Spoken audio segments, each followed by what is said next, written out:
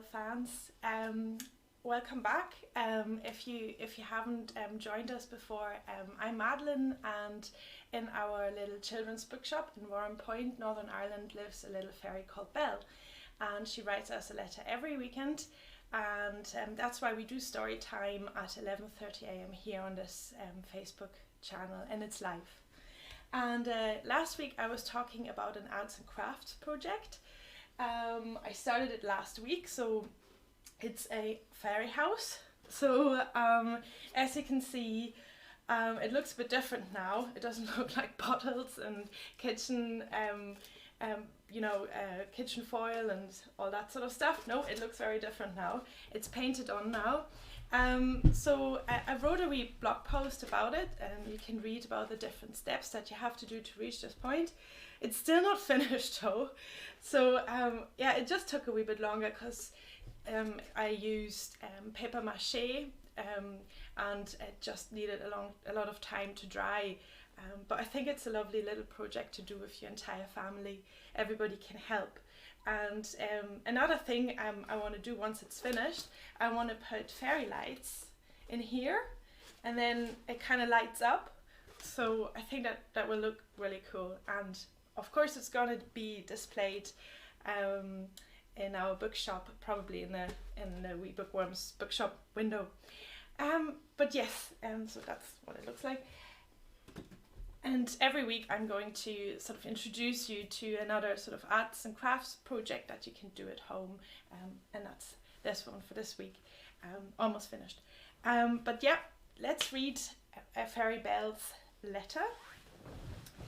She wrote us another one. This time it's beautiful red. There you go. Okay. Dear keepers of the magical world of books, how are you, my dear story listeners? Another week in fairy lockdown has gone by, but reading powers are in the air, more so than ever. Our magical reading powers fairy dust has reached the furthest away corners and stars. It even got to the faraway planet Mars. The Martians were incredibly delighted and read in only 1 week every single fairy tale that has been ever written. The only problem is that Martians throw their books up into the night sky once they're finished. Millions of books are already orbiting our planet, even some truly great classics. Oh, perhaps you've seen some more colourful glitter in the night sky? Well, that was a travelling book from Mars. I didn't know that. Last weekend I mentioned the supposed treasure in Mermaid Lake. Once I had announced my great plans to discover the treasure, my little brother Finn decided to join me. Why can I never have an adventure on my own? Before we could go for a swim, I had to put a watery spell on us. Perhaps you don't know, but fairies need to protect their wings from water. If you get too much water on your fairy wings, you won't be able to fly for over 1 month. My favorite watery spell is called Mermazing. It turns you into a truly beautiful mermaid. But Finn wasn't too keen on becoming a mermaid. We need fins like fish, then we can swim better, Finn insisted. So we sang the fishy spell instead. Okay. Stars may shatter, we don't need to flutter. We have little wings, but we need brand new fins. 1, 2, 3, 4, so let us go explore. There was a loud puff sound, and we turned into fishy fairies. Finn and I dived deep and deeper into Mermaid Lake. There were friendly sharks, and unfriendly seahorses, and a giant octopus with 50 tentacles that made him rather clumsy. We also met 6 deep sea cats. What are deep sea cats? Have I mentioned that fish are very polite? Well, many little and big fish showed us the way to the treasure. One even pulled out an enormous Mermaid Lake treasure map. It was so very handy to be able to speak to animals of the sea and lake. But please, don't mention mermaids. They are so very rude. All of the mermaids that we met laughed at us profusely because of our odd appearance. You're wondering what we looked like? Well, We did not only have arms, legs, and a head, like a fairy, but also 4 fins that looked a little bit like fairy wings, and large button-like eyes. I know, it sounds strange, but that is what it takes to be a fish when you are not a fish. As you might know, mermaids are incredibly beautiful with their long blue, green or orange hair, their sparkly scales and shell jewelry. But beauty does not make you less rude. We tried to ignore the mermaids, however, they kept poking our fins. You are just jealous because you would like to be able to fly too, I said to one that had pulled my lovely black hair with too much force. My head hurt very much. All the mermaids stopped being nasty immediately. Now, they looked rather sad. Yes, I would love to fly. I have never seen the world outside of Mermaid Lake, said the mermaid that was closest to me. Perhaps one day we can put a spell on you for a little while, then you will fly like a bird, Finn said. The mermaids were incredibly happy about that idea and agreed with Finn. To fly like a bird would be marvelous, one of the mermaids said. Why are you here? They asked us after an awkward pause. We explained that we were looking for a treasure. We know where it is. Follow us, the mermaid said in unison. They swam deeper into the lake. Despite of our fins, Finn and I were rather slow swimmers. It is not easy to swim when you are used to flying, but eventually we caught up with the mermaids, and then we saw it. A very old, decaying and scary-looking shipwreck. Finn and I had no time to be scared. Luckily, the treasure chest was lying outside of the ship. It was so very sparkly, more sparkly than the most sparkly fairy dust. No wonder that you could see the sparkles from our fairy village. This chest has been here for hundreds and hundreds of years. It is locked and there is no key, one of the mermaids explained. Well, of course we took the treasure chest home. It was rather difficult to carry though, without legs and arms, but the mermaids helped us. At first, Mummy didn't like that we had found the treasure. You never know what might be in there, Mummy said with her concerned voice. She only used her concerned voice when she was really concerned. But Daddy helped us to open it. His operamo spell was very strong. But, well, I can't keep you here all day. So that's it for this week. Oh, Fairy Belle, I would like to know what's in there. And the treasure chest. Next week I will tell you much, much more about the adventure we had because of Daddy and the treasure chest. All I'm going to say is that you shouldn't trust every recipe that crosses your path. Okay? As every week, I have sent Madeline some magical reading powers fairy dust and a tale by Beatrix Potter. Have a redatastic week. Your Belle, kiss, kiss. Thank you very much, Belle, wherever you are. And here's our reading powers fairy dust. Are you ready? Yay! That will do us for another week. And let's see what tale Fairy Belle has given us. Ooh, the tale of Mrs. Tittlemouse. I like this one. It's also by Beatrix Potter, of course. And Mrs. Tittlemouse actually reminds me a little bit of my mother. But anyway, she really likes to clean as well. That's all I'm gonna say. So, yes, let's start. Once upon a time, there was a wood mouse, and her name was Mrs. Tittlemouse. She lived in a bank under a hedge. Such a funny house. There were yards and yards of sandy passages leading to storerooms and nut cellars and seed cellars, all amongst the roots of the hedge. There was a kitchen, a parlour, a pantry and a larder. Also there was Mrs. Tittlemouse's bedroom, where she slept in a little box bed. Mrs. Tittlemouse was a most terribly tidy, particular little mouse, always sweeping and dusting the soft sandy floors. Sometimes a beetle lost its way in the passages. "Shush, shush, little dirty feet," said Mrs. Tittlemouse, clattering her dustpan. And one day a little old woman ran up and down in a red spotted cloak. "Your house is on fire, Mother Ladybird. Fly away, home to your children." Another day a big fat spider came into shelter from the rain. "Beg pardon, is this not Miss Muffet's?" "Go away, you bold bad spider, leaving ends of cobweb all over my nice clean house."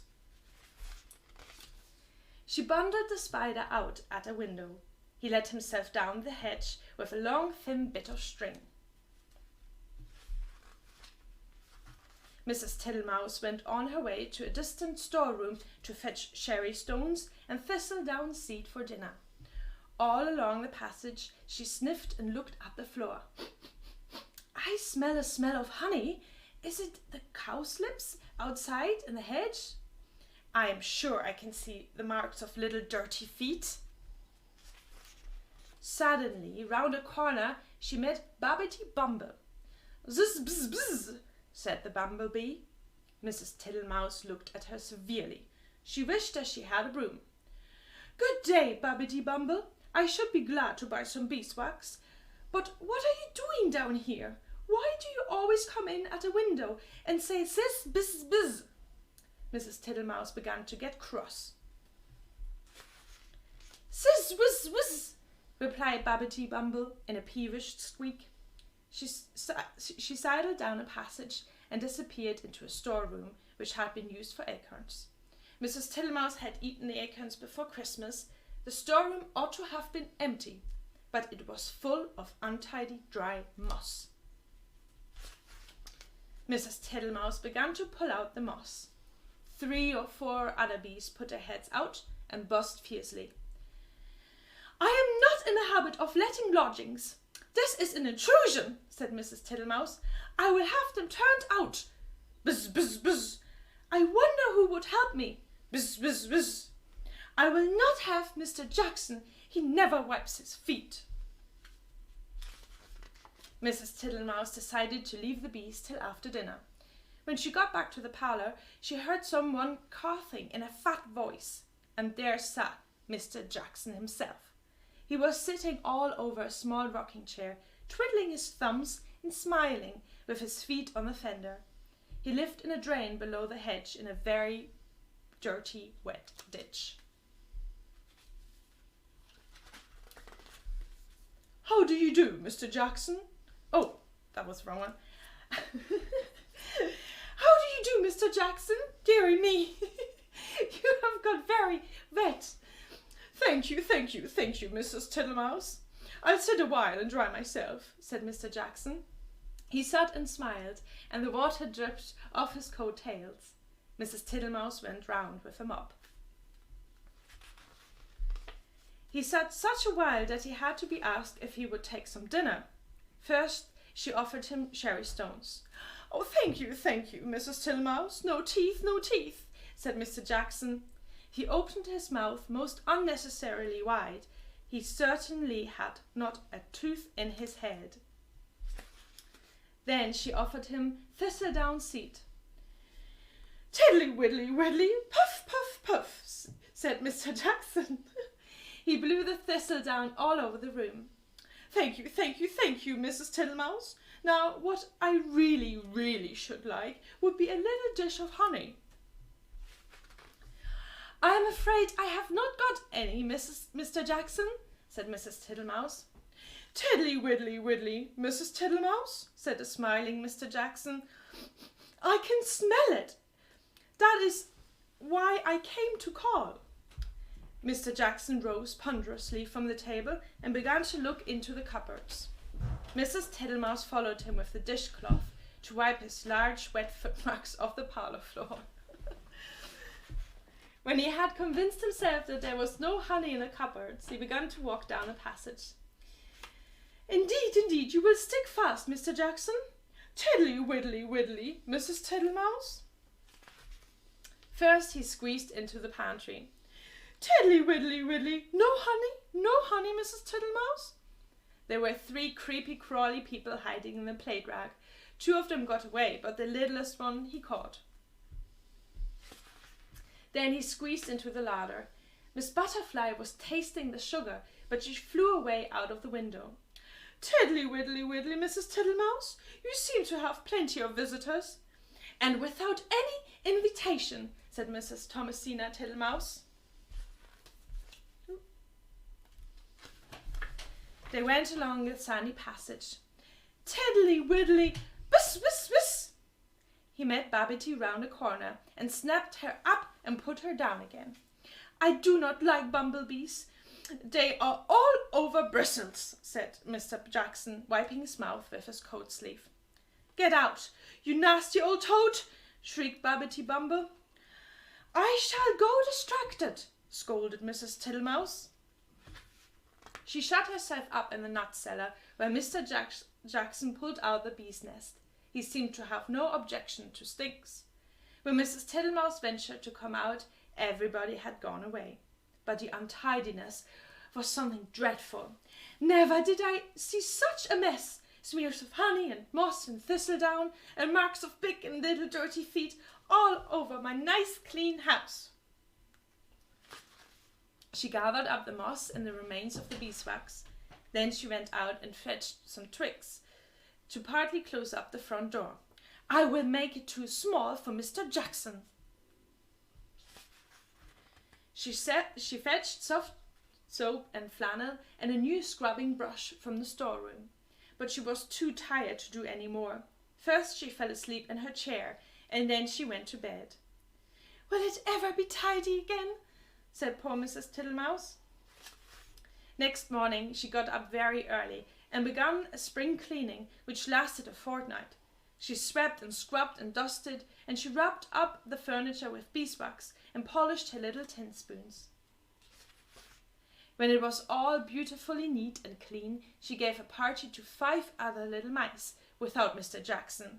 He smelled the party and came up the bank, but he could not squeeze in at the door.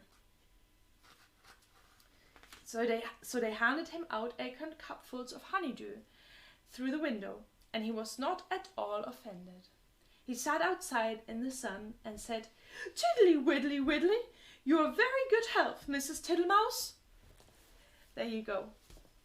That was the tale of Mrs. Tittlemouse. So, thank you very much, guys. Thank you very much for listening, and I see you next Saturday at 11:30 a.m. Bye.